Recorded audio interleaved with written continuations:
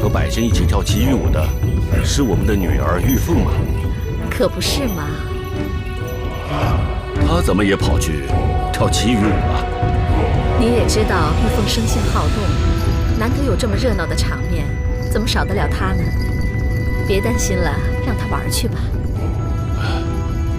来。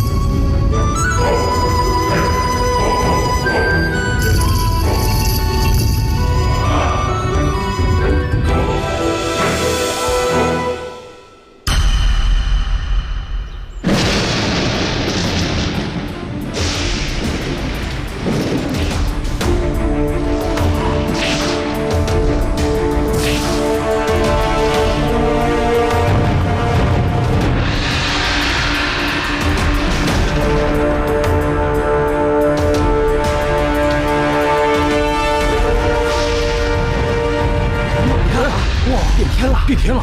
来下，你看，变天了！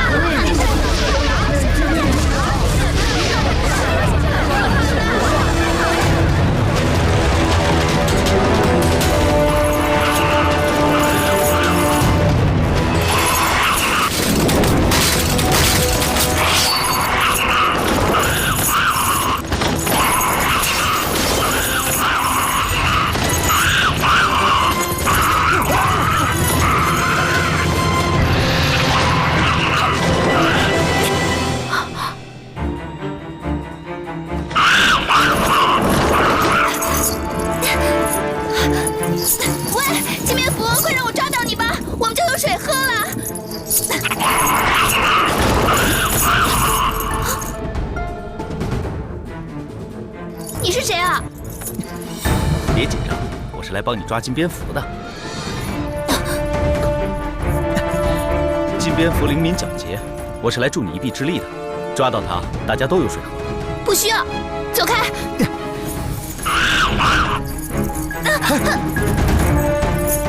别碰我！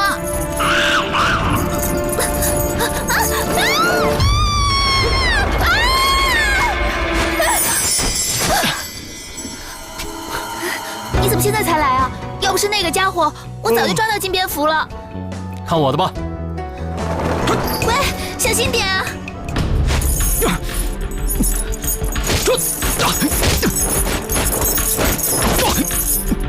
你为什么要跟我争？我看你追不上，就来帮你一把。帮我，那要看你有没有那个能耐。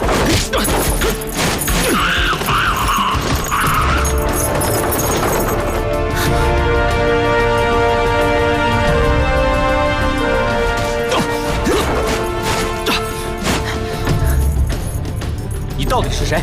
我，宋生秋。哦，原来你就是剑神之子。那咱们就比试比试吧。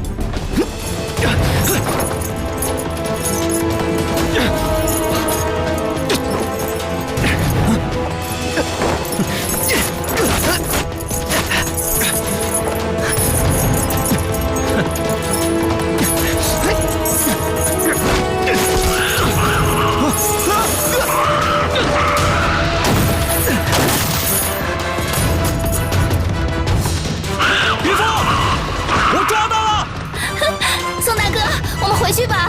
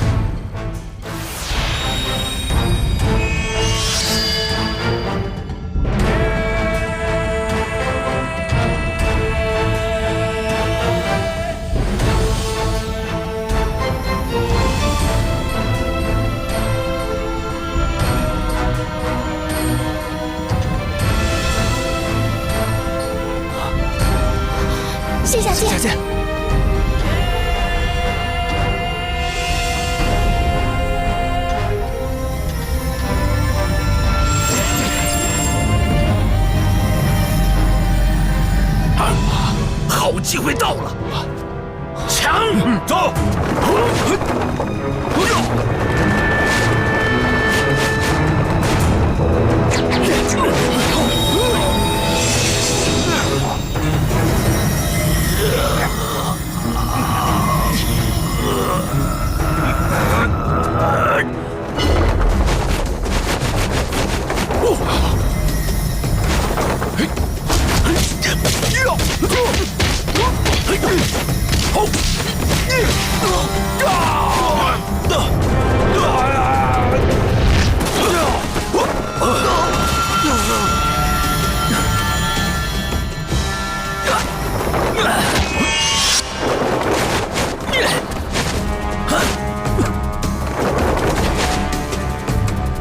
圈儿，跟我一起把剑抢回来！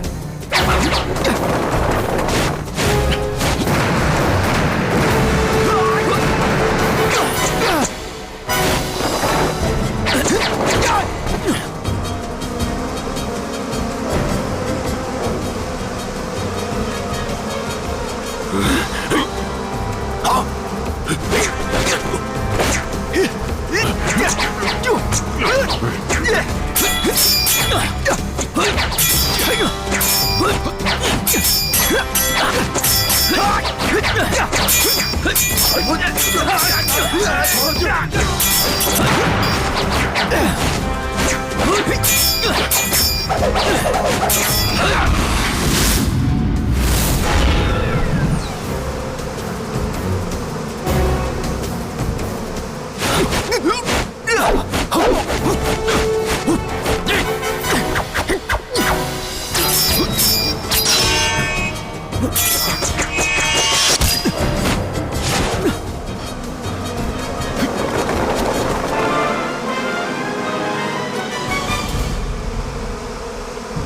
圈儿，跟我走。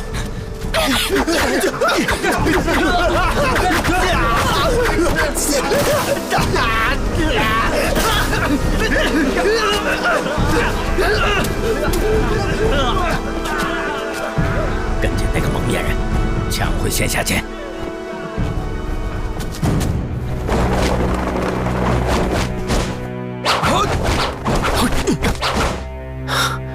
果然不出我所料。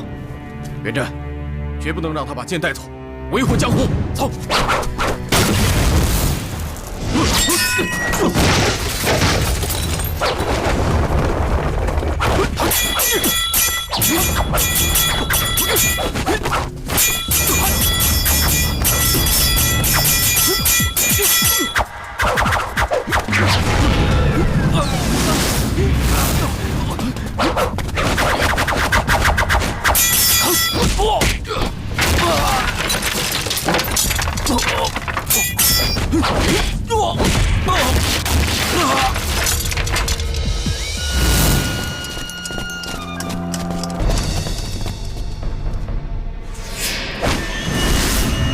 看你往哪儿跑！给我上！放箭！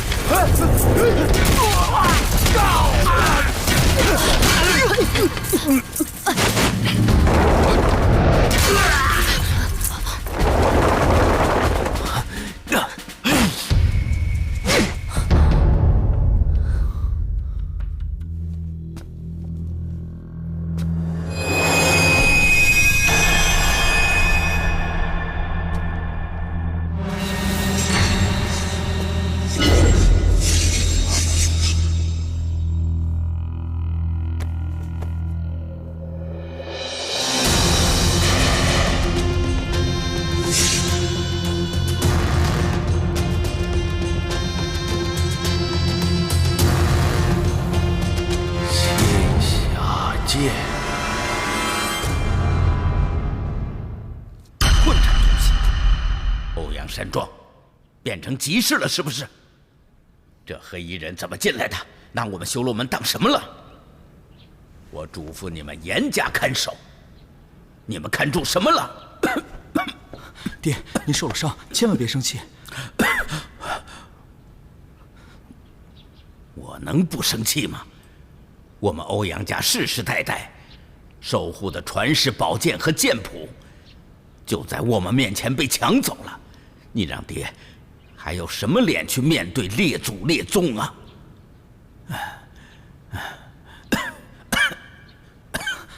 爹，您没事吧？我先扶您坐下吧。来，没事，慢点，没事。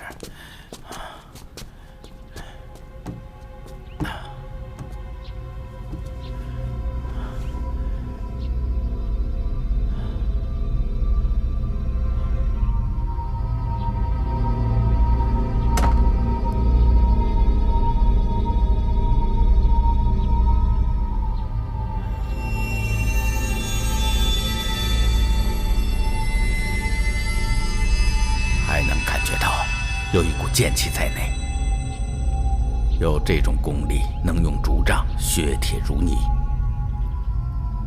那个黑衣人到底是谁？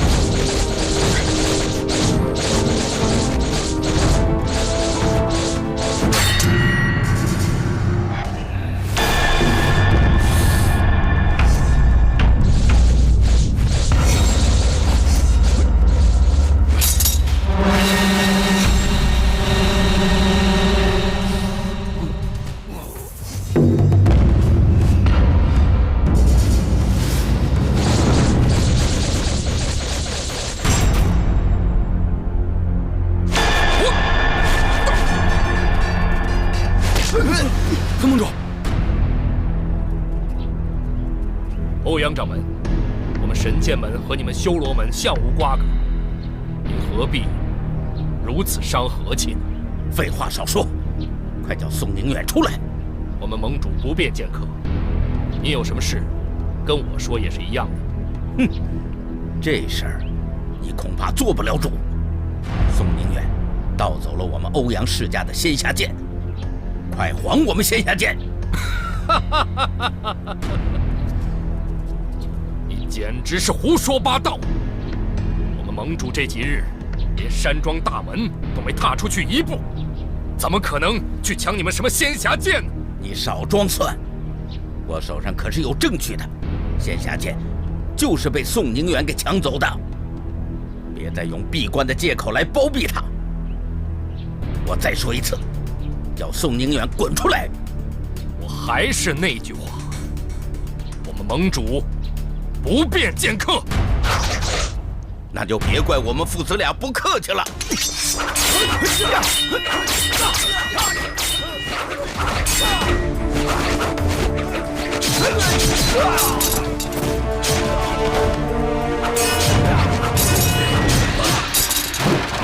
分盟主，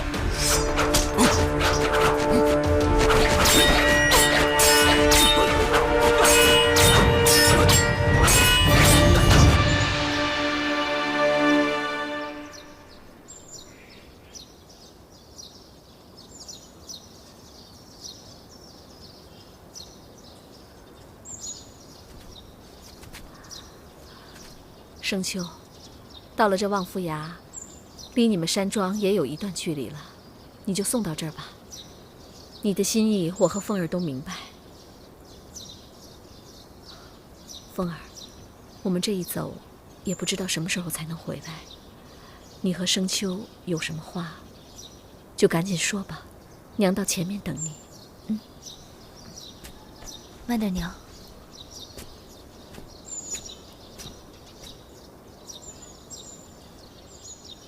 宋大哥，今日一别，等下次再见面，也不知是何年何月了。我走了以后，你一定要照顾好自己。玉芳，如果有什么变故的话，你一定要坚强地活下去，知道吗？变故？宋大哥，你的意思是？啊，没什么。我的意思是，你总是那么冲动。如果遇到什么事，我又不在你身边，你一定要照顾好自己。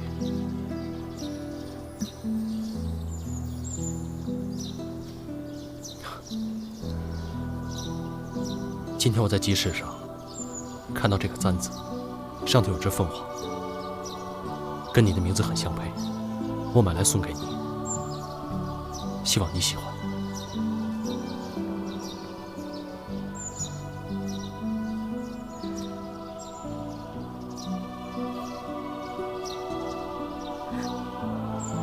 我会好好珍藏的。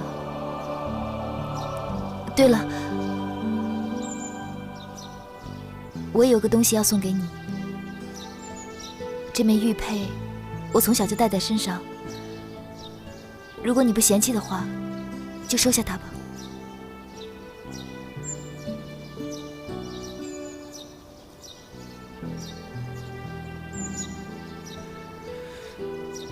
我一定会好好珍藏的。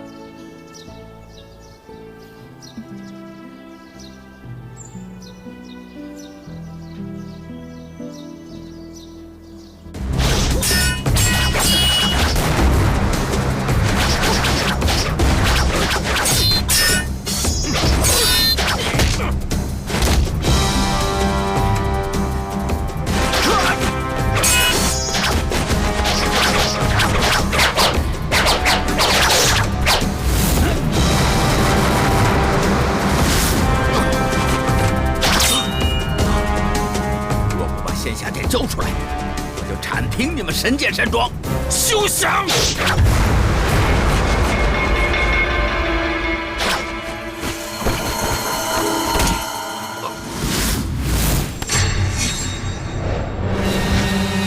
爹，仙侠剑，没错。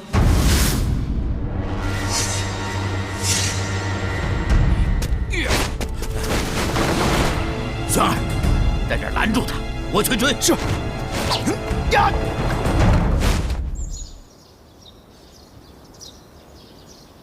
宋大哥，你就送到这里吧，我和我娘该走了。走吧。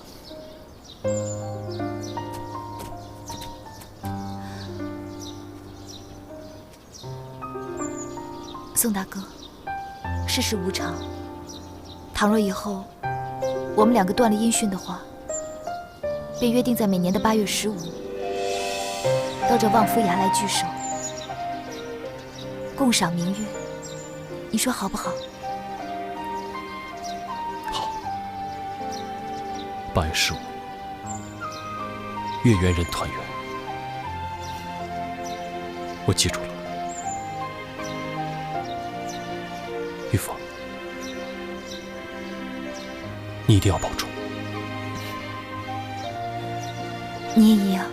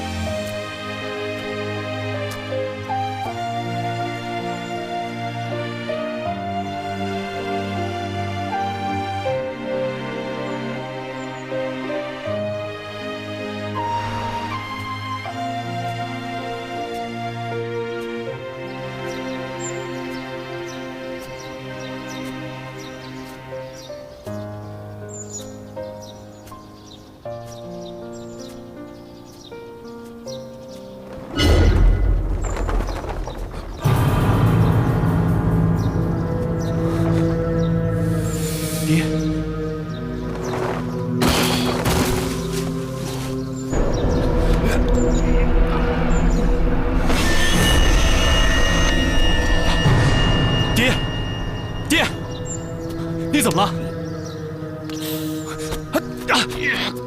爹！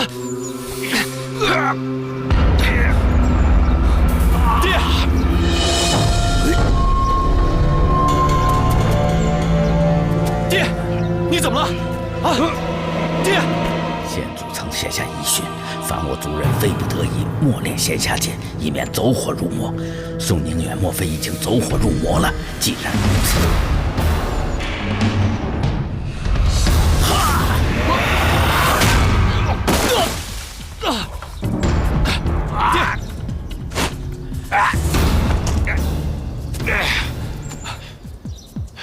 欧阳修罗，你为什么打伤我爹？哼，这个要问你爹。宋宁远，快把剑下剑交出来！这就是仙下剑，爹。宋宁远，你是强弩之末，只要你把仙下剑还给我，我可以饶你一命。你做梦！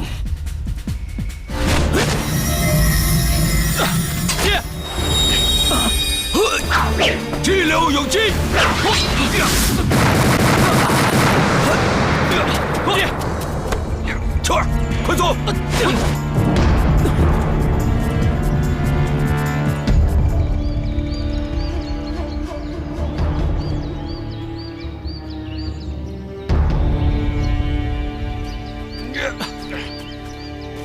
爹！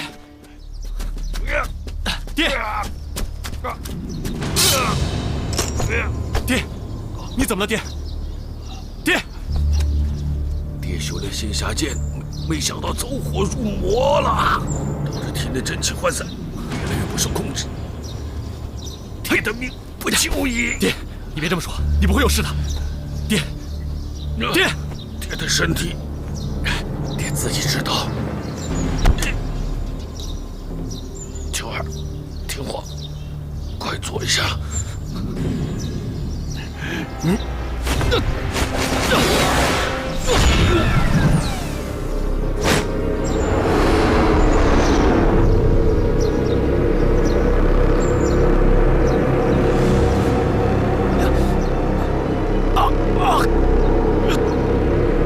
秋儿，爹现在把所有的功力传给你，以后你要勤加苦练，千万不可辜负爹对你的期望，知道吗？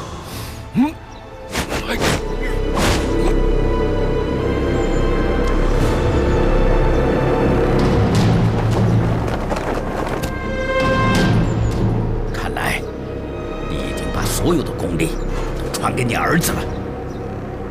还我仙下剑！嘿！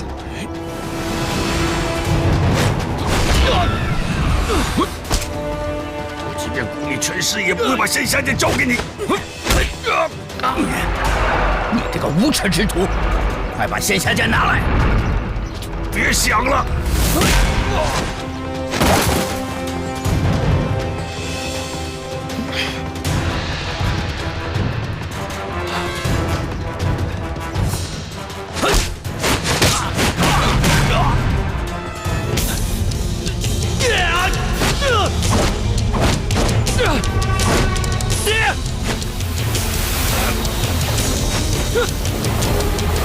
秋儿，快走！快走！爹！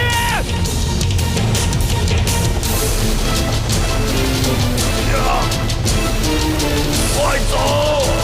爹！快走！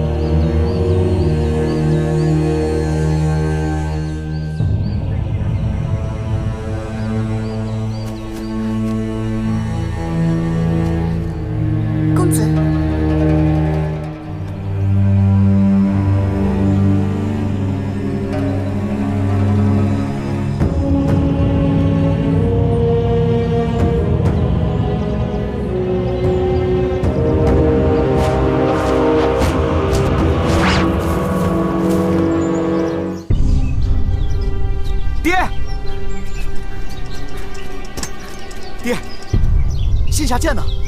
宋宁远父子和仙侠剑一起掉下悬崖，我们赶快回去，叫人到山底下找，一定要把仙侠剑找回来。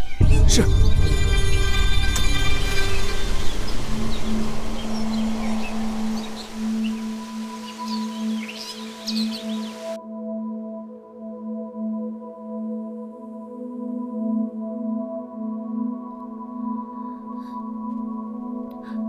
娘，他怎么样了？此人脉象混乱，体内竟然有2股真气，其中1股真气极为强悍，应该并非此人所有。这股真气他无法驾驭，使得原有的真气在要脉大穴产生抗御，导致气血逆流，意识不明。那会怎么样呢？他会不会永远都醒不过来啊？他原本的那股真气太弱，快要抵挡不住外来的那股真气了。如果放任不管，不出7天，他的5脏6腑都会化成血水，会四肢爆裂而亡。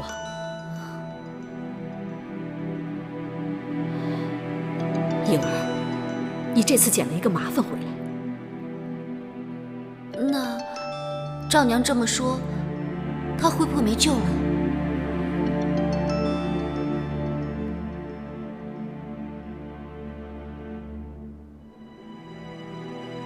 居然能让你踩到断肠草，这个人的运气真不错。断肠草既内服，但是对外敷疗伤却具有神效。再加上我亲尽毕生精力研制的药方，可以暂时压制他体内那道狂乱的真气，减少对5脏6腑的冲击。哦，原来如此。那他得在药泉中浸上多久啊？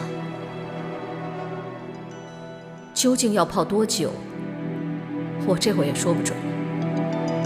要知道，此刻他体内那道真气实在过于强悍，能够以药性约束他已是万幸。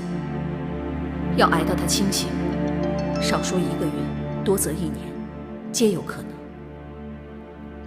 颖儿，娘丑话说在前头，这人是你捡回来的，如果你要他活，你就必须每天帮他换草药、煮药泉。要是这个人死了，他的命可是要算在你头上，明白吗？孩儿明白。孩儿只是奇怪，这个人究竟是什么来头？为什么年纪轻轻，体内却被灌进如此强大的真气？还有，他究竟是受何人所迫，才会掉下悬崖呢？他是什么来头，跟咱们母女有什么关系？咱们好不容易逃出魔教，终于能安然度日了，你救他就是捡了个麻烦。哦，孩儿明白，我只是想想罢了，我会谨守本分的。你知道就好。总而言之，等他醒了就把这个人赶紧打发走，免得多事。哦。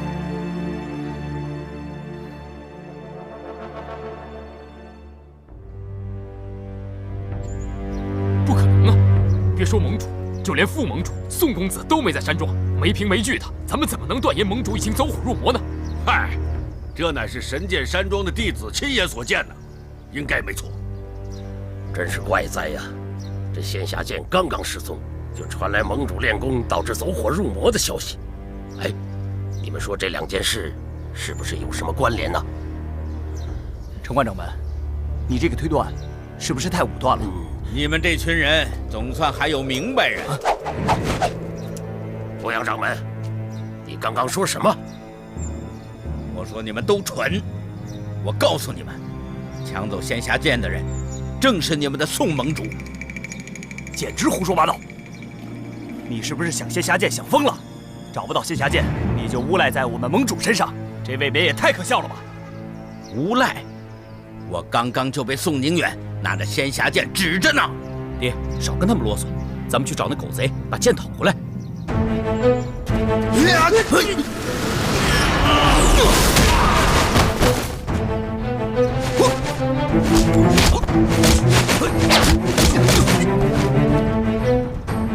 欧阳掌门，又来干什么？副盟主，宋宁远他人呢？如果再不交出仙霞剑，休怪我不客气了。副盟主，他说的是真的吗？真的是盟主拿走了仙霞剑吗？怎么了，副盟主？你方才不是也亲眼目睹了宋宁远手上拿着仙霞剑吗？还想抵赖？副盟主，你也看到了。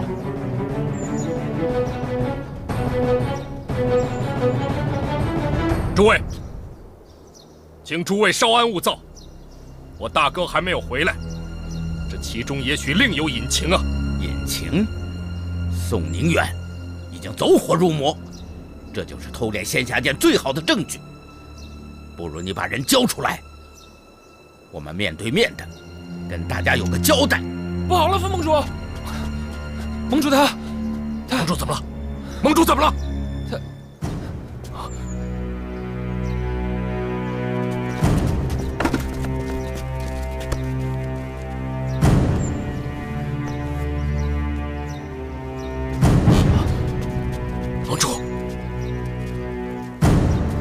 盟主，盟主，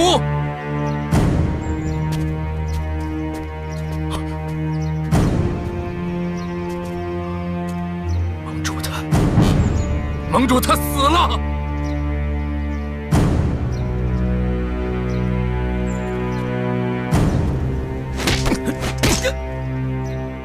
欧阳修罗，你们太过分了！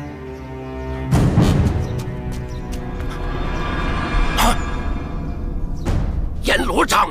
啊！欧阳修罗，分明是你们害死了我们盟主！等等，此事必有蹊跷，这阎罗掌印就是最好的证据。你们还有什么好说的？你们竟敢对盟主下如此毒手！笑话！我让宋宁远把仙霞剑还给我，他就乖乖就范吗？我是打了他一掌，他就拉着宋生秋一起掉下悬崖。现在尸体却出现在这里，仙霞剑却不见了，这分明是有人栽赃。什么？你说生秋他？宋生秋他自己突然冒出来救他爹，我们也没对他动手啊！还敢狡辩！盟主和生秋是被你们逼下山崖的，对不对？对不对？你抢走仙霞剑，还要杀人灭口，我这就给盟主和生秋报仇雪恨！住手！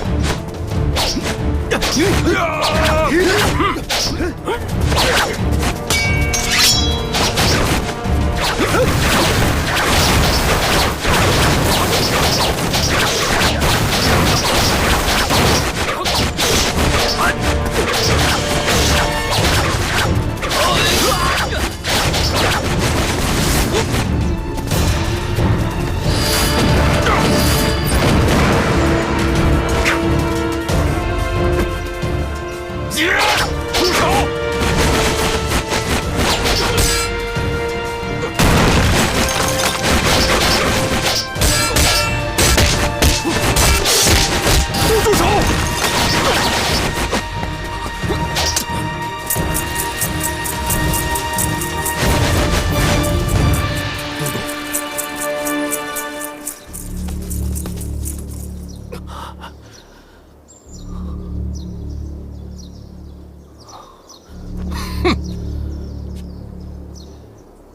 欧阳掌门，没事吧？没事，幸好都督来得及时。都督大人可真有闲工夫啊！你连我们武林之事都想插手吗？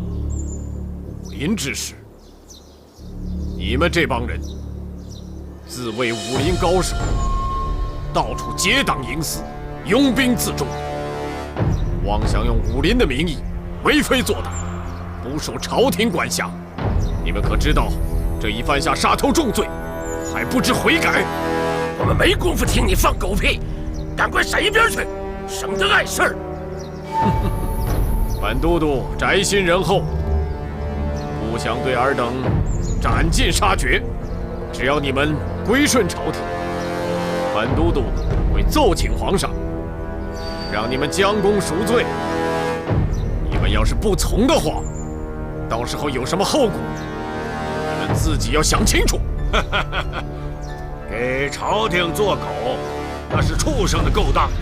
不过，你做的倒是挺称职的嘛。住口！本都督给你们3天期限，3天之后，要是你们不归顺朝廷的话，到时候别怪本都督手下无情。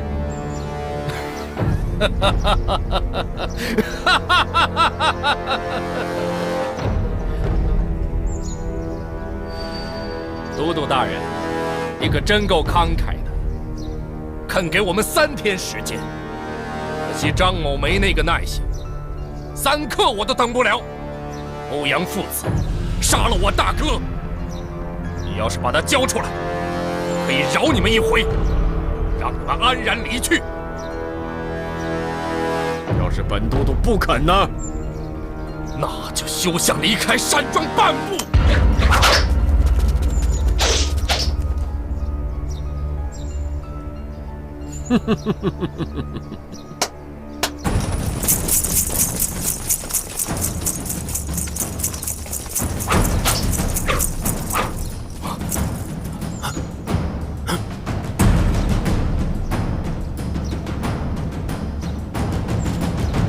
考虑清楚，3天之后我还会再来的。到时候别怪本都督没有事先警告你。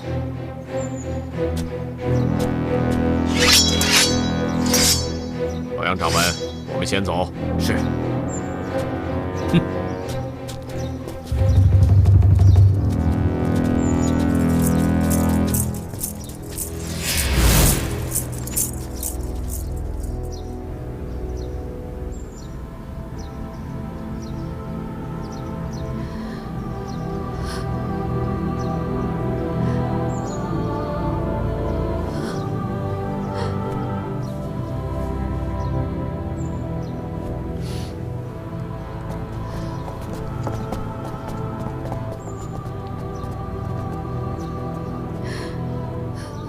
大嫂，请节哀。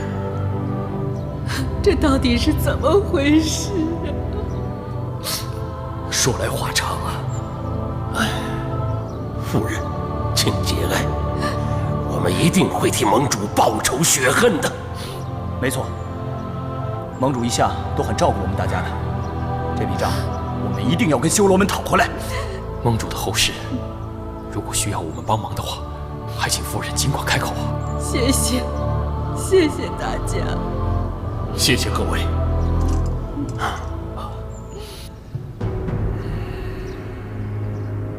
按你们所说，仙侠剑既然没有落在张宏烈的手上，那肯定是落在宋生秋手里了。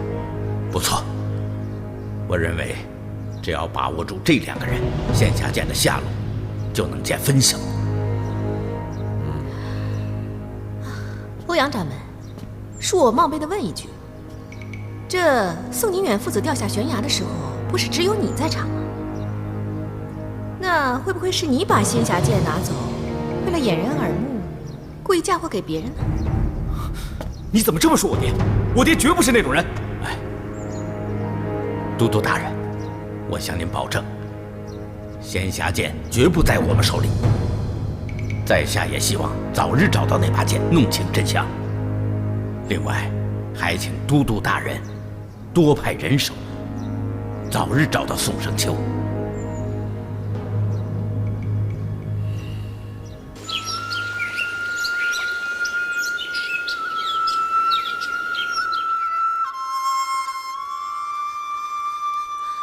虽然我娘叫我不要多问，但人总有好奇心的吧。怎么说，我也算你半个救命恩人了。等你醒过来，就告诉我究竟发生了什么，好不好？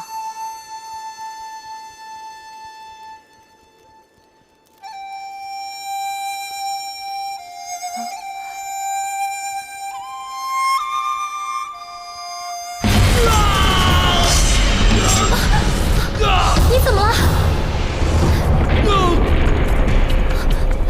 娘！娘！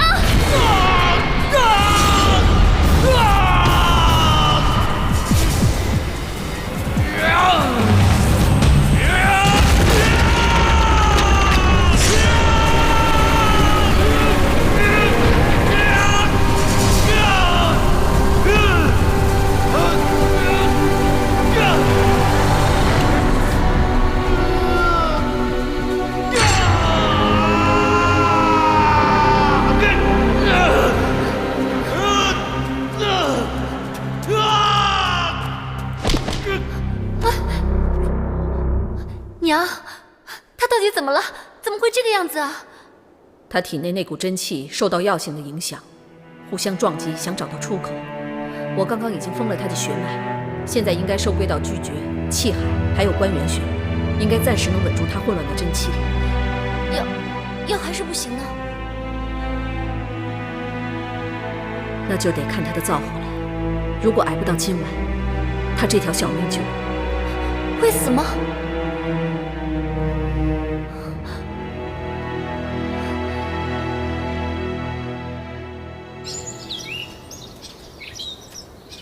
娘啊，舒公祖到底是个怎么样的人啊？为什么我们要走那么远的路去找他帮忙呢？你舒公祖他是个隐退江湖的武林高手，人人都尊称他为邓九公，也有人叫他无招大师。听起来好像很厉害的样子。不过他老人家性子有些古怪，一会儿要是见到他，可不要乱说话，机灵些，知道吗？哦。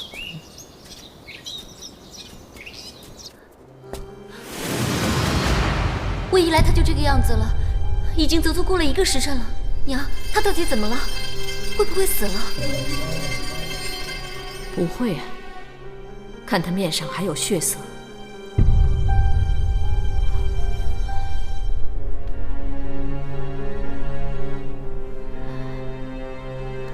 不可能啊！怎么了？该不会已经断气了吧？不，他非但没断气，反而体内的那道真气没有再到处乱窜，而且还都聚回到丹田之内。看来我昨天铤而走险，用歪打正着的方法救了他一命。哎呀，这可是关键，我得记到药谱上。哎，娘，我就知道你想做研究，但是你的话还没有说完呢。那股气到了丹田以后会如何呢？你不懂，这股真气原非他所有。假使他日后善加调理，融合他原有的真气，他的内力会因此直升好几个层级，说不定将来还会成为武林高手的。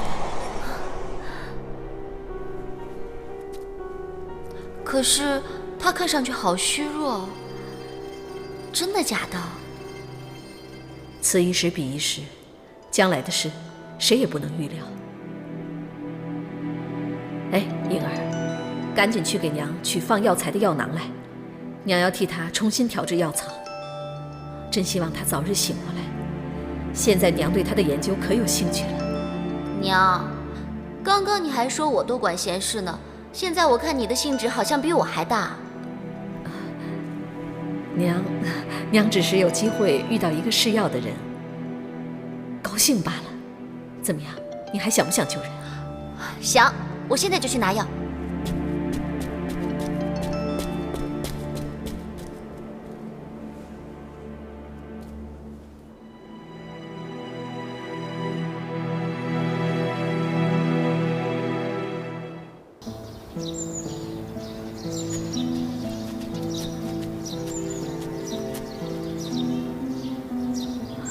好多年都没有来，一切竟然都没有变。那我们快点进去吧。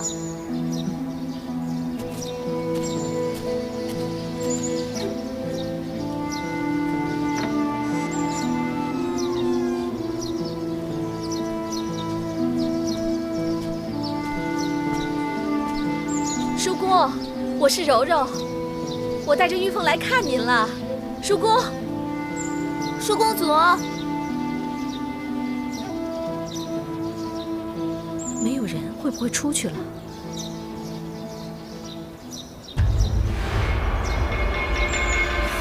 娘，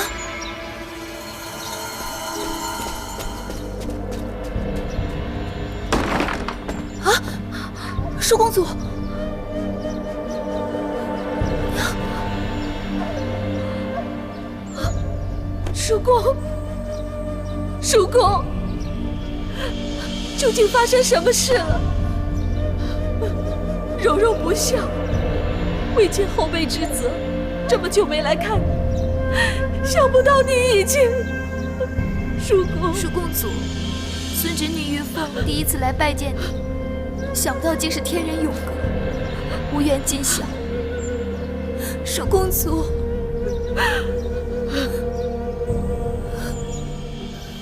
叔公，会这么想就对了，好好将这感觉铭记于心吧。舒公主，您不是死了吗？还什么死了？哎呀，别这么咒我行不行？这叫归西大法，你都没听说过？哎呀，哎呦，练个功就把你们吓个半死。原来如此啊！归西大法，归虽有鼻，而息之以耳。凡言归西者，当以耳言也。叔公啊，您练功就练功，也别这么和我们开玩笑呀！我们娘俩差点没被您吓死。哼，有道是子欲养而亲不在，我就是要提醒你，要时常回来看我这个老家伙，说不定哪一天我一口气上不来就蹬腿了。嘿嘿嘿，到时候你在那呼天喊地、呜呼哀哉，可就真的没用了。哎，这位是我的孙侄女玉凤。凤儿见过舒公主。想不到长这么大了啊！你爹还在当县官吧？叔公，何计他出事了？什么事儿？我爹被蓝都督押进都督府，说是为了查什么贪污的案子，至今已经被关了半个多月，却一点消息都打听不到。舅公，舅公，舅公！哎呀，这什么事儿啊？舅公，舅公，这什么事儿？哎呀，快说呀！你快说，别哭天喊地。我买菜的时候听说何继何大人畏罪自杀了。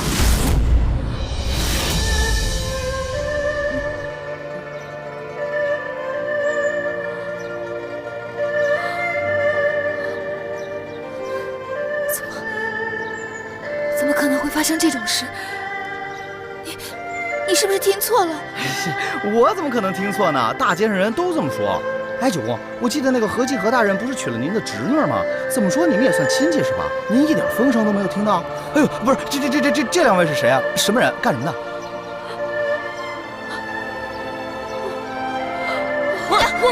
娘！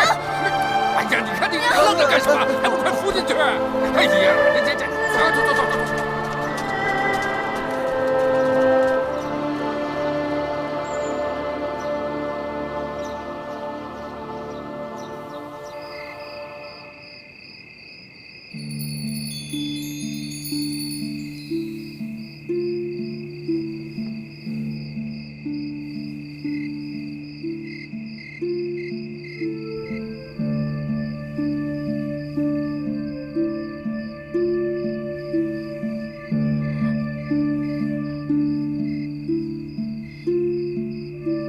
老爷，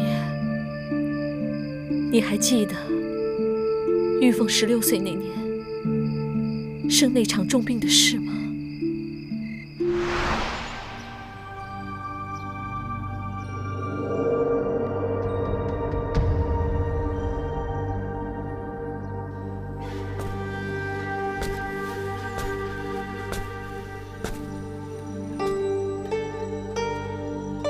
凤儿情况怎么样了？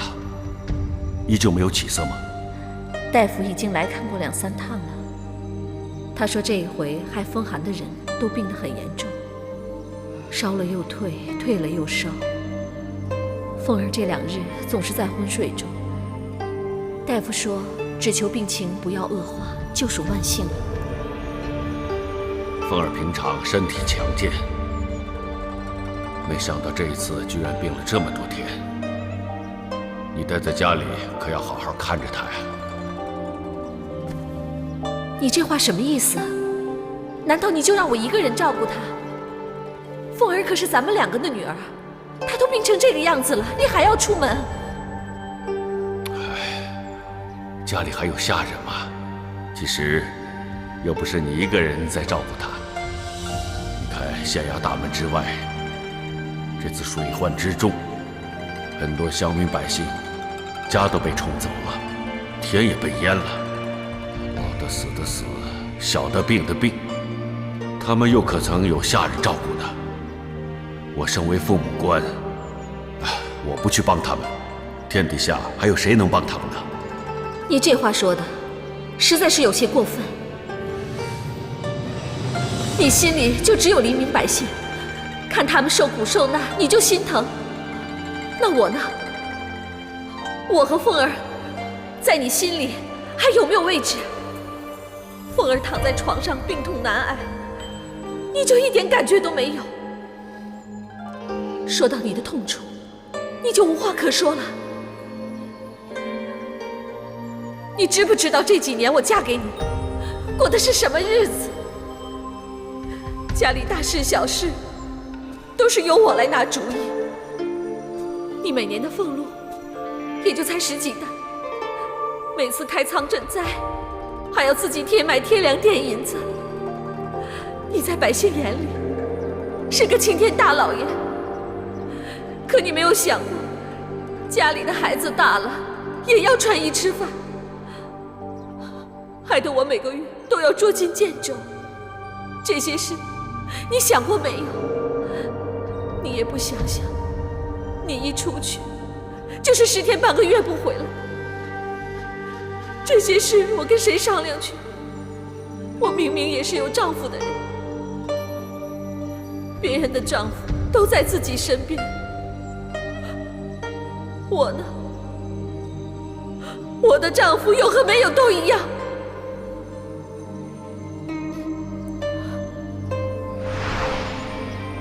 这20年来，你哪一天不是为了国家，为了朝廷，为了一方百姓鞠躬尽瘁，甚至连一顿安稳饭都没有在家吃过？结果呢，却被人安了个贪污渎职的罪名，还说你畏罪自杀。你告诉我，你值得吗？娘，您别这么说。爹一辈子清清白白，一心为百姓着想，每逢旱灾便诚心祈雨，只要百姓受灾，就向朝廷请求开仓放粮。这些大家都看在眼里，他们一定知道爹是被奸人所害，他们是不会毁了爹的声誉的。是啊，柔儿，凤儿说的有道理。你不要再说了，叔公。老爷落到今天这个地步，所有的一切都是我害的。不是的，害死爹的不是娘，是蓝中月那个狗贼。要不是他，爹也不会枉死狱中。我现在就去杀了蓝中月，替爹报仇。凤儿，叔公祖，哼，你冷静一点。听闻蓝中月这个人武功十分高强，阴险狡诈，你年纪轻轻，在他眼里无足轻重，你贸然前去以卵击石，那是白白送死。可是杀父之仇，不共戴天。凤儿恳求叔公祖收凤儿为徒，我发誓一定要为爹报仇雪恨。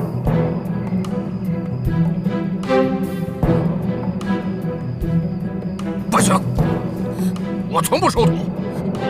叔公祖，这位姑娘，你这个愿望是美好的，可九公他不收徒弟。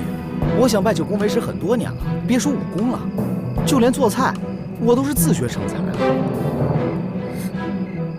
叔公祖，看在我爹的份上，难道你就不能破一次例，收我为徒吗？叔公祖，求求您了，叔公祖。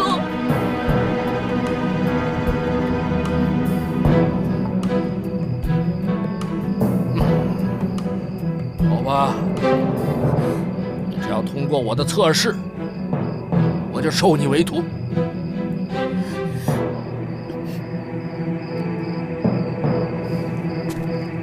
叔公祖，您给我这么一大桶豆子做什么？这跟测试又有什么关系呢？你只要能在1炷香的时间，把这里头的绿豆跟黄豆分开，我就收你为徒。怎么样？拜师学艺，你以为是一件很简单的事？如果你连这一关都通不过，那日后就别想有所成就了。不如早早放弃，本本分分的待在我这儿。不过是挑个豆子而已，这点小事还难不倒我。咦，你以为这是小事啊？1炷香时间让你挑出黄豆和绿豆，我挑了这么多年了，到现在还没拜九公为师呢。九公，要不咱给他换个测试吧？咱们把黄豆和绿豆换成苹果和橘子，行不？门儿都没有！闭嘴！怎么样啊？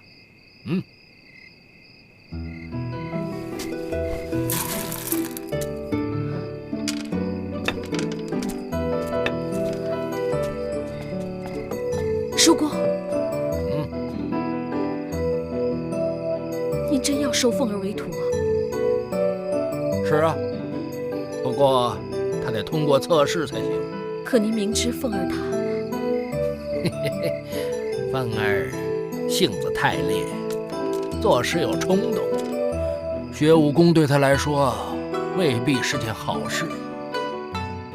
再说了，这江湖险恶是常人所不知道的，我也是不想再问世事才退隐江湖的。既然如此，那您为什么还要考验凤儿？这些豆子能磨练他的性子。习武之人要动心忍性，不管他通不通得过这测试，这样的考验对他也是有好处的。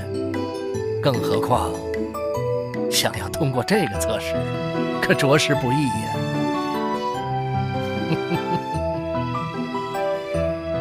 哎，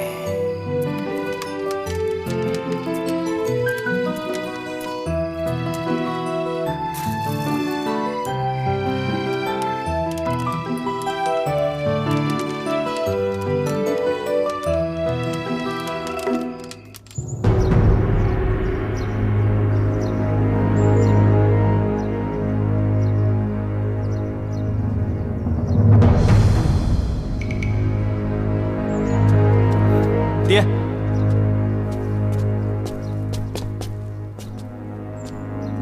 仙侠剑可有消息？完全没有。派去监视张宏烈的探子说，这些事情仿佛和宋宁远一点关系都没有，而且他们也没有发现任何与仙侠剑有关的蛛丝马迹。意料之中。还有没有其他消息？有，而且是个相当有意思的消息。说来听听。依探子所言，张宏烈对宋宁远的后事十分慎重，除了灵堂设置，就连沐浴更衣都不假他人之手。说是兄弟一场，理当送他最后一程。这可怪了，神剑山庄有那么多的门生和仆役可供使唤，却由一个副盟主屈尊降贵干这种事，这太不合常理了。那宋宁远的遗孀有什么反应吗？没什么特别反应，但据孩儿所知，这次宋宁远的遗体是由张宏烈跟苗翠园一同入殓的，而且苗翠园对张宏烈特别的信任，处处都要他拿主。这张宏烈虽然和宋宁远是结义兄弟，可毕竟是个外人，他能如此亲力亲为，只怕其中另有蹊跷。你派探子盯紧点。孩儿已经吩咐过了。掌门，参见掌门。人呢？属下无能，山谷周围数里都找遍了，但是没能发现宋生秋的下落。怎么可能？宋生秋是随他爹一起掉下山崖的。如果说还活着，就应该回到了神剑山庄；如果说死了，怎么可能找不到尸首呢？你们是怎么找的？属下无能，请少主责罚。算了，你们先下去吧。是。爹，这事儿您怎么看？宋宁远坠崖之前，已经把毕生的功力都传给了宋生秋。父子二人坠崖之时，仙霞剑确实还在宋宁远手里。现在宋宁远已死，按理来说仙霞剑就该在宋生秋手上才是。话是不错，可是这不能解释为什么宋宁远的尸体会出现在神剑山庄。他受过重伤，一个人绝对回不来。如果是宋生秋送他父亲回去的话，那他人现在何处？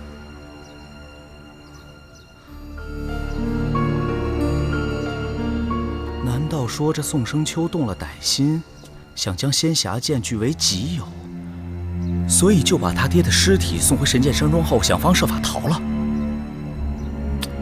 这样做难度太大了。宋生秋就算吸收了他父亲的功力，也未必能这么快化为己用。更何况那么大一个神剑山庄，不可能逃过所有人的眼睛。唯一的可能是，他根本没回去。那宋宁远是怎么回到神剑山庄的？这点我也想不通。整件事疑点太多。宋宁远为什么会死在神剑山庄？而张红烈又为什么坚持要亲手入殓？这些是否与仙霞剑的失踪有关呢？实在令人费解。但爹，唯一可以确定的是，如果仙霞剑真的落入宋生秋的手里，而他又认定我是他的杀父仇人，一旦让他有机会练成仙霞剑的剑法，那后果是不堪设想的。这仙霞剑威力虽大，但他宋生秋毕竟只有一人之力。如果说我们联合蓝都督的力量，未必治不了他。蓝中岳这个人城府太深，你要记住，此人只能小心利用，万万不可依赖于他。还有，以爹的观察，只怕他对仙霞剑也是虎视眈眈。如此说来，我们岂不是腹背受敌吗？自古以来，要成大业者，哪个不是险中求胜？眼下，我们要静观其变，先弄清楚仙霞剑的下落，才是当务之急。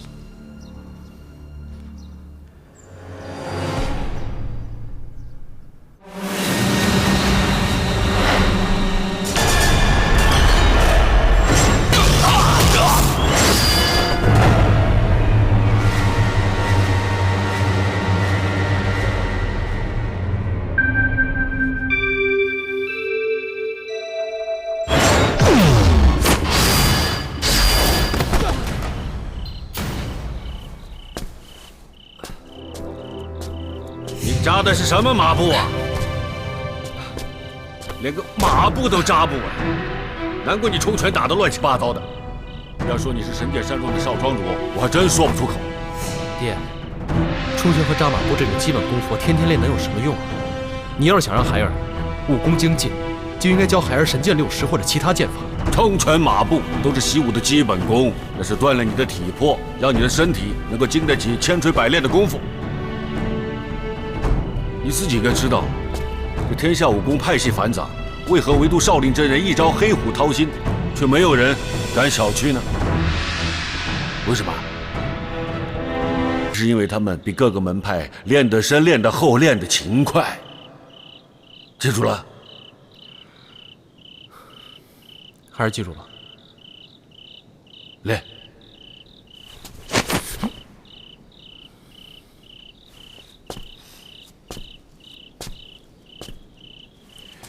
以后要是爹没有盯着你练的话，你得自觉用心苦练，否则就别练了啊！爹，你有没有觉得这么多年来你对孩儿的教育过于严厉，要求过于苛刻了？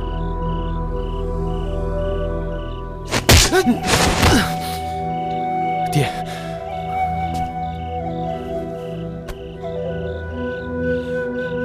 剑山庄的少庄主，我宋宁远的儿子。神剑山庄以后就靠你了。我也希望你以后的日子能过得快快乐乐，但我更希望你能成才。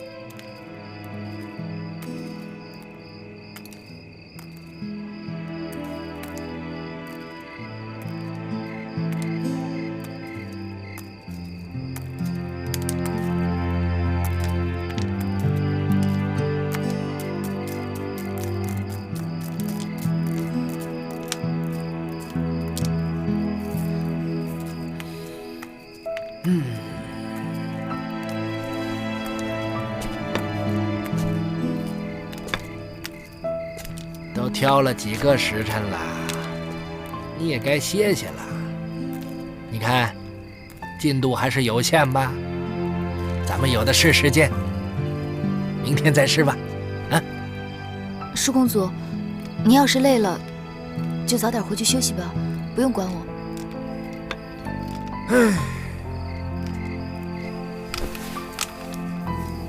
我知道你心急，但这一急，万一手滑，把豆子全洒了，岂不前功尽弃？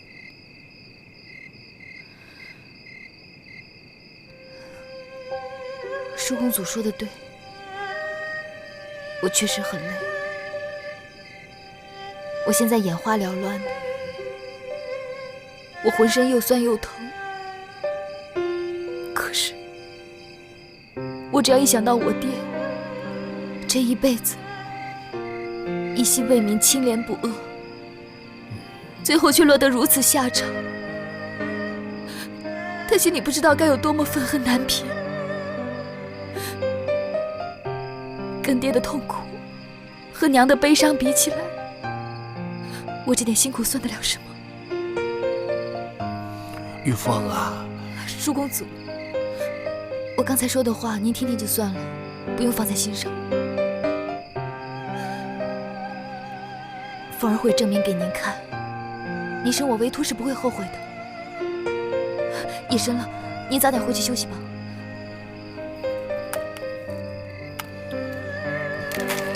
顾着的脾气，真像你娘啊！哼，那你继续吧。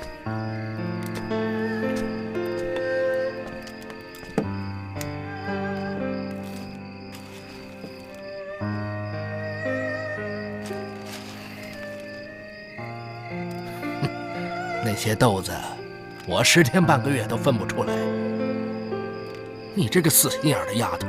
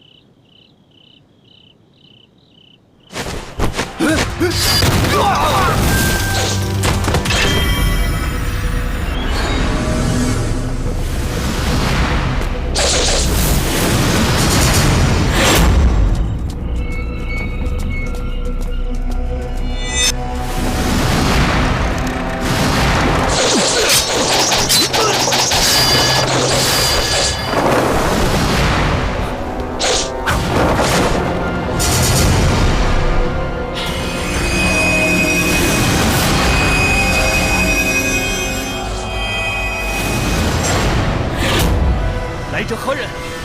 仙侠剑为什么会在你的手上？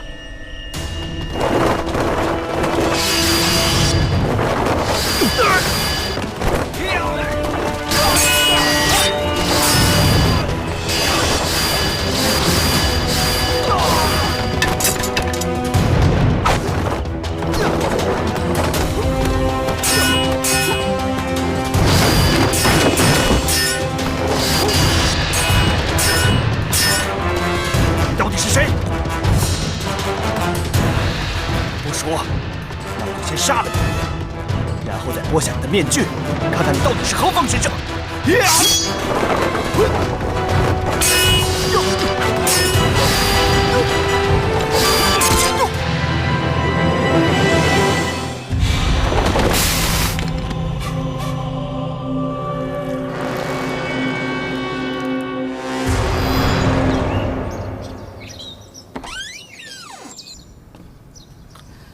舒公主，舒公主，醒醒啊，舒公主！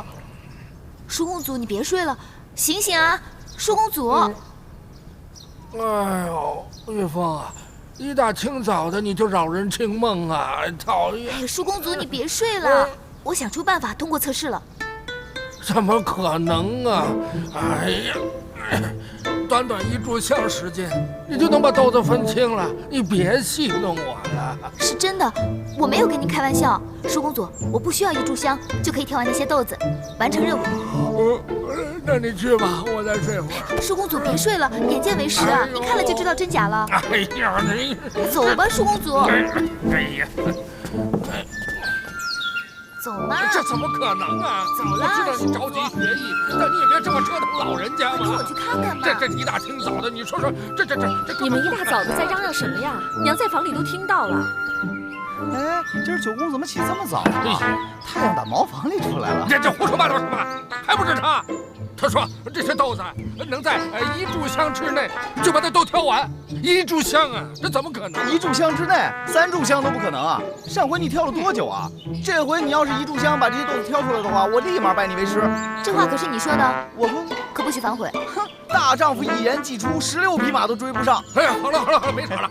那既然你娘还有6儿都在，那就让他们2个做个见证吧。别说你舒公主不疼你啊，没给你机会。要是你没通过测试的话，就断了拜师的心思吧。如果我通过测试，您就得立即收我为徒。好了，我知道了，别说那么多。我被窝还暖和着呢，我回笼觉再招手。快点！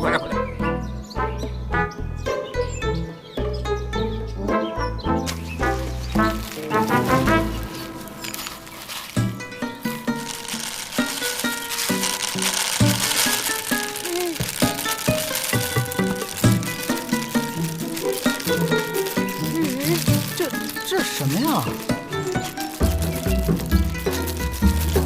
怎么想的？做事要动脑筋。神了！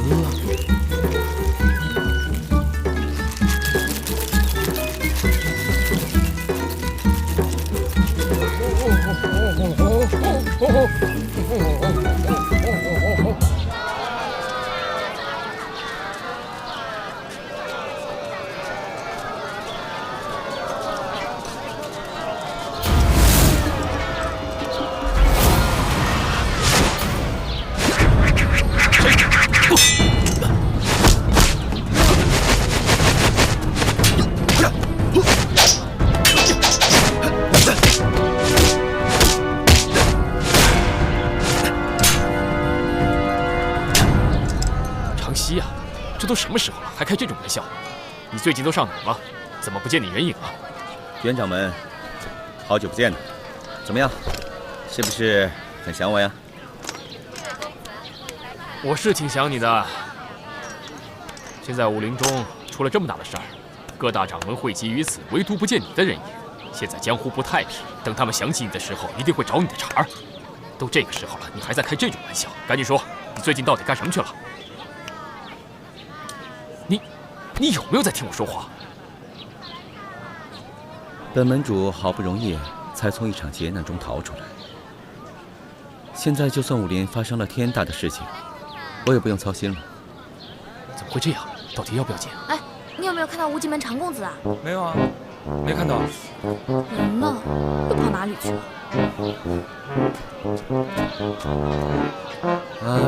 没什么。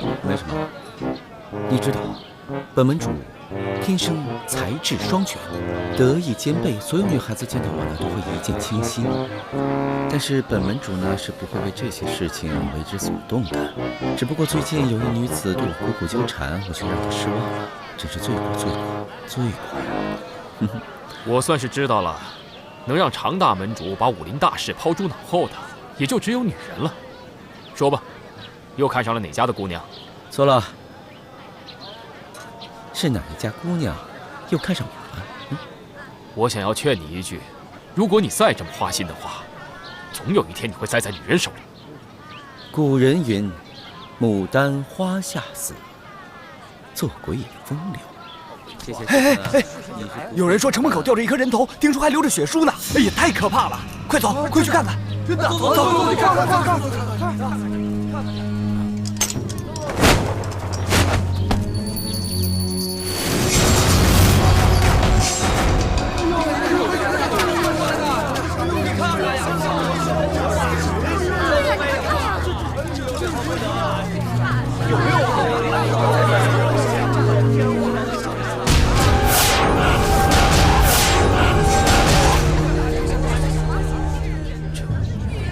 居然死了，这事儿也太蹊跷了吧？你说，那个“秋”字到底是什么意思呢？不会是前盟主的公子宋生秋？这也不无可能。我听说，修炼仙侠剑法者极易走火入魔。既然连前盟主都找得到，我想宋生秋没准也是因为得到仙侠剑，才会做出这等事。很有可能。走，我们去问个清楚。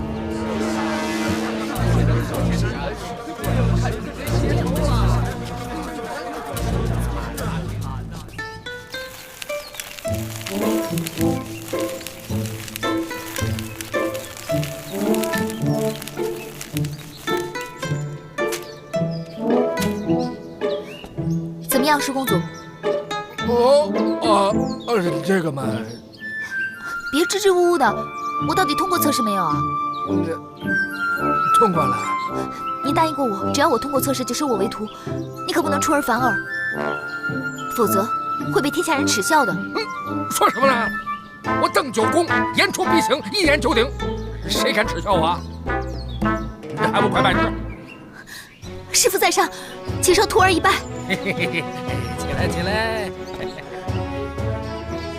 叔公，凤儿一向婉略，现在又没了父亲，还请叔公多多费神教导。行了，我邓九公的徒弟，谁敢欺负？岂非向天借胆？看来有人也要拜我为师喽。啊？不是，你这耍小聪明，这是啊，我明白了，我现在拜你为师，你已经是九公的徒弟了，那我就能向九公学功夫了，是吧？师父在上，受徒儿一拜。徒孙拜见师爷。哎，这。副盟主，您打算怎么办？我可以肯定地告诉你们，生秋绝做不出这等残忍之事。这孩子一向秉性醇厚，绝不可能下此毒手。更何况，他和狂刀门无冤无仇，就算是仙侠剑在他手上，他也不可能伤害刘掌门的。或许是他练了仙侠剑法，走火入魔了呢。况且，他也得知盟主死于非命，在这样的种种打击之下，他要是做出什么丧心病狂之事，也不是不可能的呀。你说的也不无道理呀。只是副盟主，武林中现在传言宋生秋已经疯魔。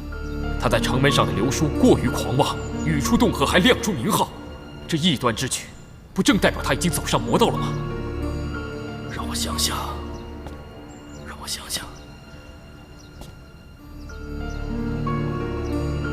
你们可曾请回刘掌门的首级？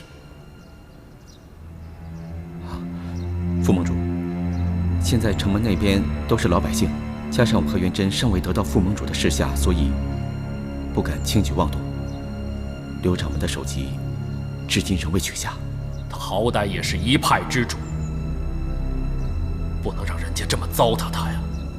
一定要把他的首级请回来，风光大葬。是。让开，让开！说了让你让开，听见没有？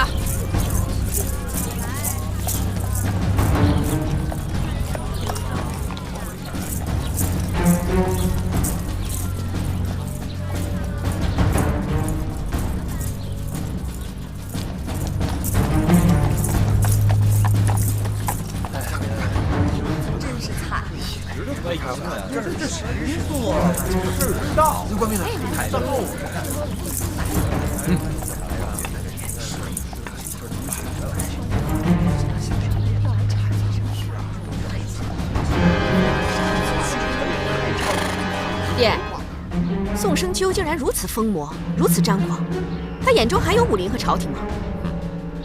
如果他已经练成了仙侠剑，那就不一定了。所谓艺高人胆大，如此狂妄，倒也无可厚非。那咱们就由得他这样猖狂下去。哼哼，越狂越好，武林一乱，天下难安。到时候本都督就奏请皇上，派兵把这一帮人都一并除掉，岂不痛快？谁知道？我就说这哪是水深着呢。这个是对，肯定不行。劳烦了，在下求见大都督。都督，欧阳轩求见。让他过来。有请。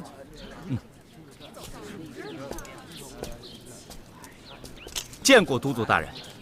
欧阳轩，你也是为这事儿来的吧？家父和在下正想找都督商量，正巧遇见您路经此地，就冒昧前来。苍松，先把这个人头拿下来再说。是。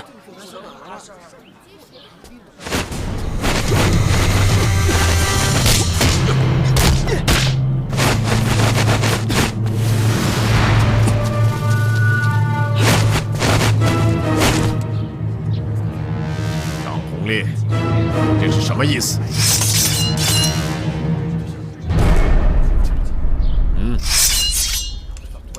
都督大人，狂斗门遭逢惊变，柳一刀身首异处。我身为武林副盟主，我有这个义务替他料理后事。是吗？竟然那么巧！本都督刚刚接下这桩案子，你不是故意找本都督麻烦吧？哼，都督大人多虑了。张红烈只是前来收尸而已。不过所幸没有让你们朝廷把尸首拿了去，否则他柳一刀就会永不瞑目，恐怕今后你们都督府也将永无安宁之日了。仙侠剑为宋宁远所夺，天下人都知道。现在宋宁远已死，宋生秋生死未卜，仙侠剑下落不明。恐怕最有嫌疑的就是你张红烈。本都督还想问一句，你到底跟柳一刀有什么血海深仇？竟然下如此毒手，这样羞辱他的尸首。张盟主和刘掌门情同手足，何苦相残？那本都督就亲自送你去问柳一刀吧。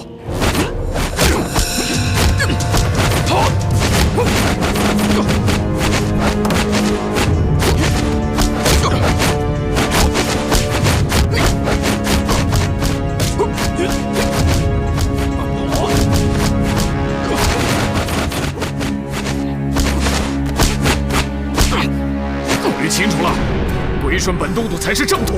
哼！身为武林副盟主，我有义务保护同道的颜面，就不劳烦都督大人了。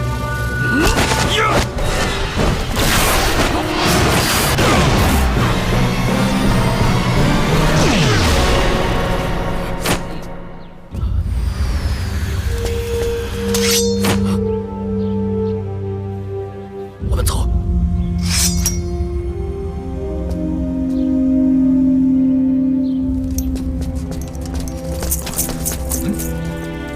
都别追了，本都督会让他们好看。要练青云剑法也并不困难，首先需将剑诀招式铭记于心，每日反复练习，历经刻苦用心之后，方能悟得其中的奥妙。但是，要想达到人剑合一之境界，以剑为心，以心御剑。剑随身走，不随剑换。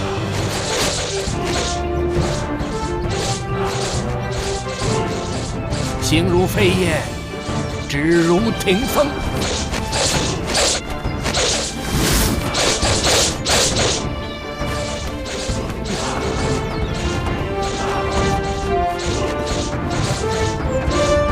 你要想练出火候，还早着呢。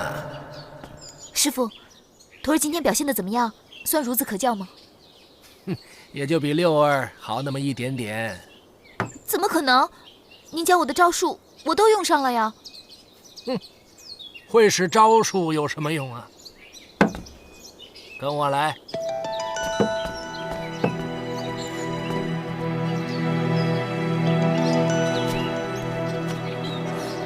师傅，您给我绑上这么沉的铅块干什么？听清楚了，从今日开始，你每天要绑着这个东西，到河边去给我挑水。那边有个大水缸，每天要给我挑满为止。师傅，你是开玩笑的吧？给我绑上这么重的东西，我怎么挑水啊？怎么啦？不听师傅话？这也太欺负人了吧！再怎么说，我也是个女儿家呀。谁欺负你？负重也是练功的基本功之一，你这点苦都吃不了，还说要报仇呢？干脆拆下来算了。哎，你要切记，没有我的命令，这东西，不管是吃饭、洗澡，甚至上茅厕，都不准拆下来。还愣着干什么？还不去挑水？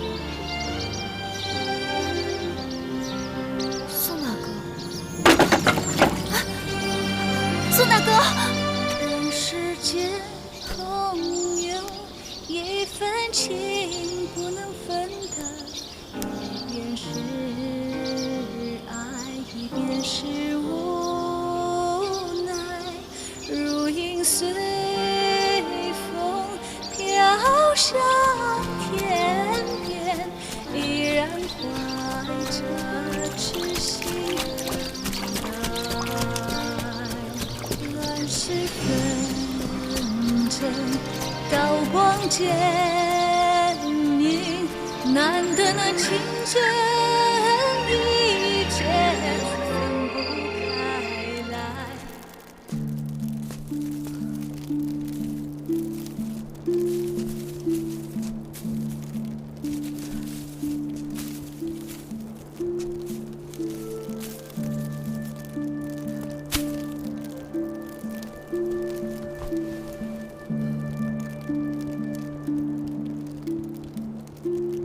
你知不知道，你已经昏迷1个月了？你什么时候才能醒呢？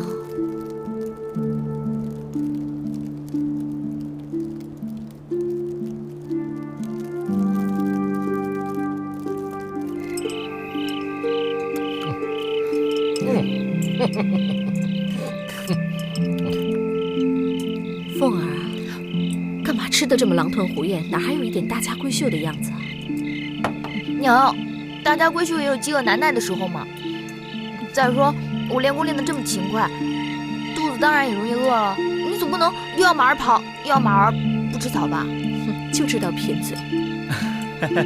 夫人，您就别说我师傅了，这不怪他，要怪你怪我吧？是我做菜太好吃了，这是大伙公认的。大伙公认的，我怎么不知道？你先人啊？谁啊？哼，吹牛吹的都吹上天了，少臭美了。师傅，打从您收我为徒以来呢，我都已经挑了3个月的水了。您教我的那套青云剑法，我都已经练得滚瓜烂熟了。我可以从第1式一口气练到最后1式了。您什么时候可以再教我新的套路啊？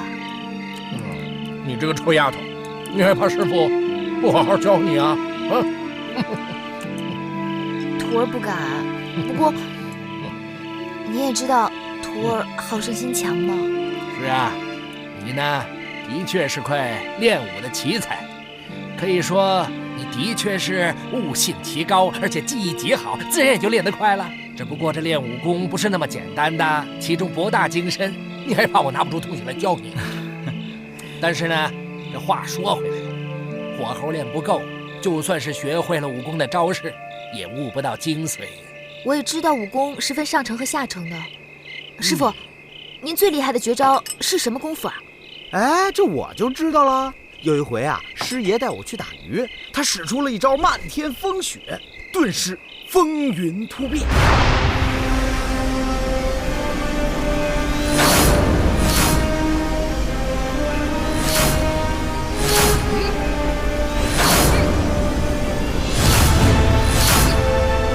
我就见师爷运完气之后，大喝了一声“嚯”，水面就出现了好多水柱，那些鱼全都飞上来了。嘿嘿，吃鱼了。你说厉不厉害？我师爷最厉害的就是这招了，漫天风雪，简直是万鱼莫敌呀！还万鱼莫敌呢。捕鱼的招式能有多难啊？你啊，脑子里头就只知道吃。芳儿啊，漫天风雪可是师傅我融汇了毕生所学的精华。放眼天下，能接得了这招的人，只怕是万中挑一。师傅，您吓唬我的吧？哎，信不信由你。信，师傅说的话，徒儿怎么敢不信呢？哎，师傅，那你打算什么时候把这个毕生绝学传授给徒儿啊？我刚才就跟你说过了，你的火候还不够，现在让你煎个鱼，你都煎不熟呢。想学这招，再说吧。您就会糊弄人。去。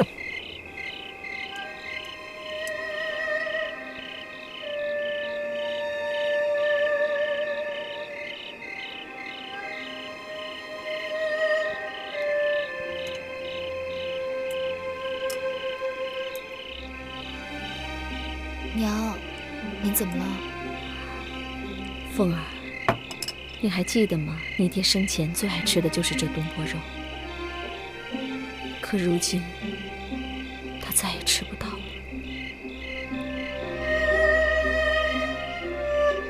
娘，您就别想了，再想下去恐怕会伤了身体的。我和你爹成亲这么多年，怎能说忘就忘呢？如今只要我一想起他葬身狱中，喊冤未雪，娘的心里就难受。如果可以的话，我恨不得和他一起走。娘，您在说什么呀？你要是走了，留下凤儿一个人可怎么办？你以后千万别再说这些傻话了。娘，您放心，女儿一定会替爹报仇，还爹一个清白。娘明白你的心意，可你毕竟是个女孩子，人微言轻的，娘就怕你。不会的，等我学成师傅教我的武功后，有谁还敢欺负我？我说的话怎么会没有分量呢？玉凤啊，你这么说就错了。江湖之上高手济济，你永远不知道你会遇到什么样的对手，自负太高，定会吃亏呀。正因如此，师傅，你什么时候才肯把绝学传给我呢？要不然，将来徒儿行走江湖，自称是邓九公的得意高徒，哼，结果还被人家打得满地找牙。这要是传出去的话，您可就名誉扫地了，你说是吧？是，就会给你师傅扣帽子啊！功夫练到嘴上了是吧？程堂，哎，师傅我来吧。哎呀，这种粗活，哎，这是什么呀？好漂亮的簪子！哎，你怎么不戴头上？谁让你拿的？这么没礼貌，小心我剁了你的手啊！别，你剁我手，谁给你做菜吃啊？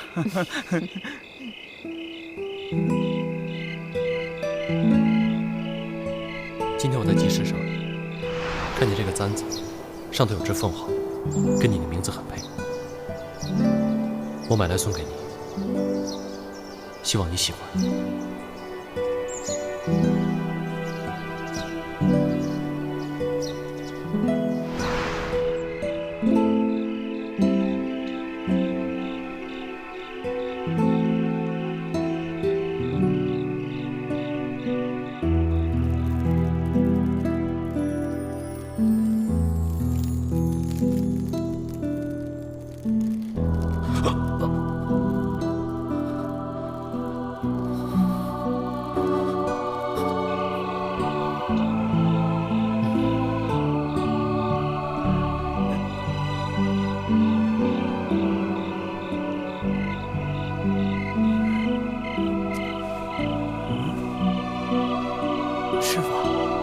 想什么呢？师傅！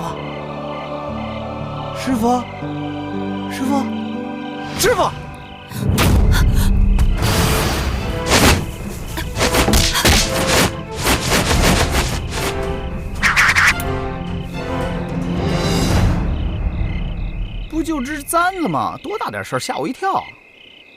什么就个簪子？这只簪子对我来说很重要的。六儿，你不晓得，那只簪子是凤儿心上人送给她的，她当然会紧张。娘，你干嘛说这些啊？没想到玉凤脚上负重还能使出鲤鱼跃龙门，看来她的外公已经有了一定的火候。如此一来，叫她漫天风雪的时机已经成熟了。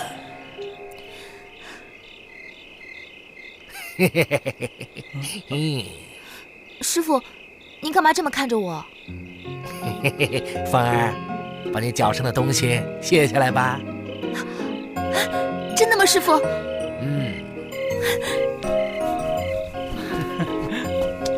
么样？舒服啊？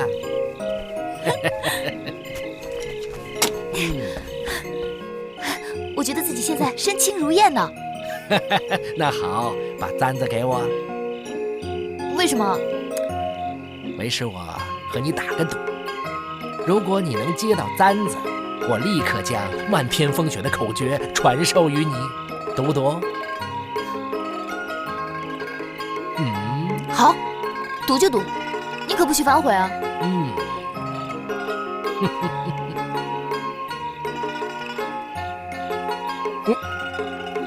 嘿，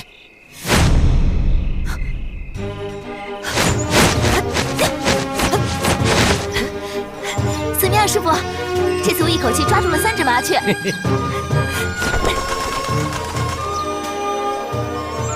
自从我卸下负重之后，我觉得自己更加轻盈敏捷了。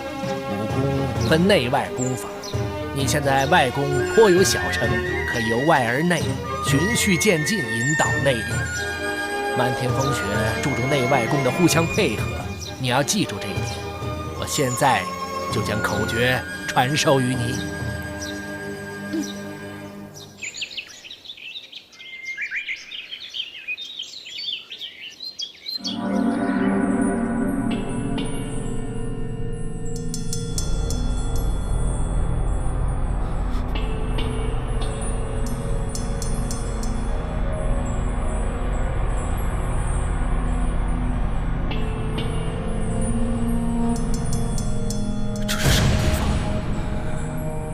掉下悬崖了吗？怎么会在这儿？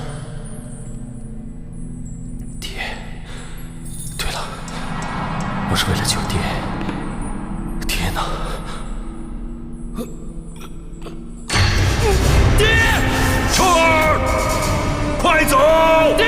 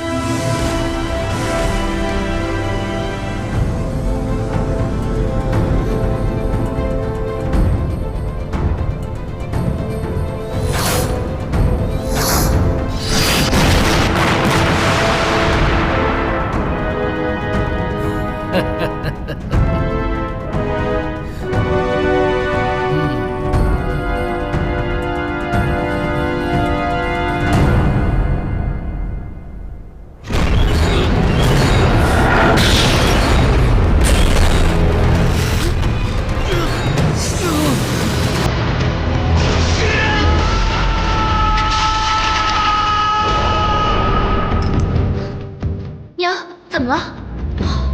出事了！娘，他人呢？怎么会不见了？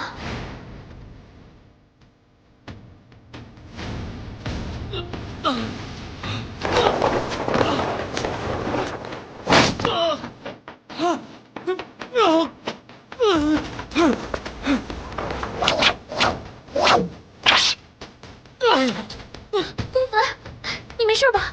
我的头，好痛！没事吧？公子。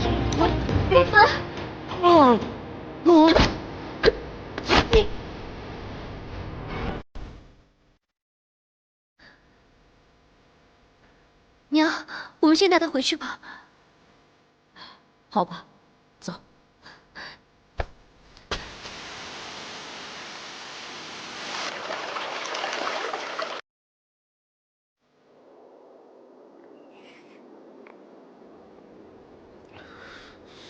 怎么样，好些了吗？好多了，多谢二位救命之恩。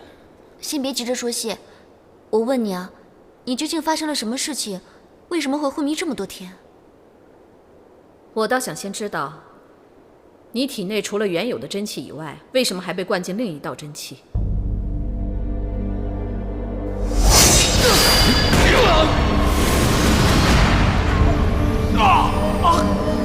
秋儿，爹现在把所有的功力全都传给你，以后你要好好苦练，千万不可辜负爹对你的期望，知道吗？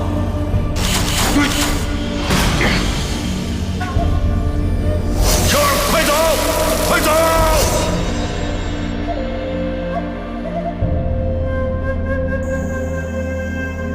喂，你怎么不说话？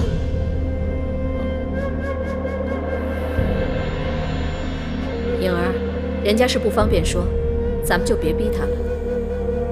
既然你不愿意说，我看等你伤势有所好转，就赶紧离开这里。我们母女俩不太喜欢外人打扰，知道吗？是。娘，他才刚醒啊！